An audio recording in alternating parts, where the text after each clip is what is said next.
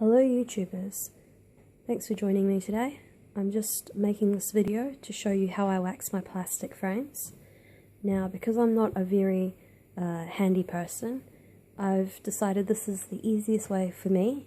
Obviously there are different ways that you can do this, but I found that this works for me and I thought I'd make a video while I'm waxing some frames today to show you how I go about doing it myself. So what I do is, when I inspect my frames, I scrape off any wax that's on the top of the bars, anything that's overhanging, scrape down the sides, basically any wax that I don't want to be there.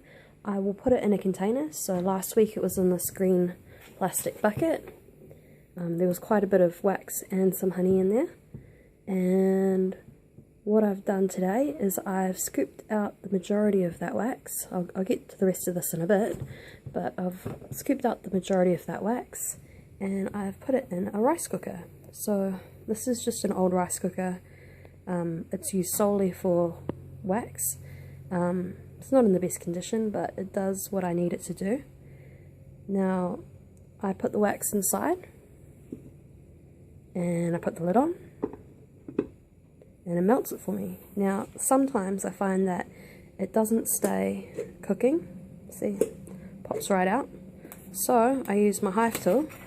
It's a bit dirty at the moment, it's been scraping out all that wax, and I just hold it like so, and that will make sure that all that wax cooks for me. It melts down. Once that's done and it's in liquid form, I will strain it. So there's a number of different things you could use. You could use old netting, but what I prefer to use is some old stockings. So when that's liquid, I'll pour it through an old stocking into another container. I just use a metal pot and I line it with the stocking and a little bit of water at the bottom, and the wax strains beautifully. And I wait for it to cool a bit till it hardens, and you'll get left with some clean wax. And what I do is I put that clean wax back into this.